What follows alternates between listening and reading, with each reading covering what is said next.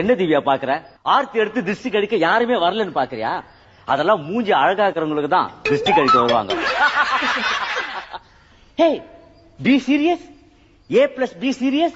ஹே, நான் ஒரு ஜோக்காக தான் சொன்னேன். இப்படிதான் பக்கத்து வீட்டுக்கார பொம்பளை திருஷ்டி கழிக்க கூப்பிட்டேன். அதுக்கு அந்த பொம்பளை சொல்லிச்சு, எனக்கு கழிக்கலாம் தெரியாது, வேணும்னா கூட்டுறேன் பெருக்குறேன்னு ஒரு மொக்க ஜோக்க சொல்லிச்சு. அப்படியே காரி மூஞ்சிலே துப்பிட்டு வந்துட்டேன். அதெல்லாம் இப்ப எதுக்கு? நீ உன் இடது கால எடுத்து வச்சு உள்ளவா. ஏன் எல்லாரும் வலது கால எடுத்து வச்சுதானே உள்ள வர சொல்வாங்க? நீங்க இடது கால எடுத்து வச்சு உள்ள வர சொல்றீங்க? நீ எந்த கால எடுத்து வச்சு உள்ள வந்தாலும் வீடு வழங்காம தான் போகுது. அப்புறம் என்ன இதுல இடது கால வலது கால என்ன? முடிவா.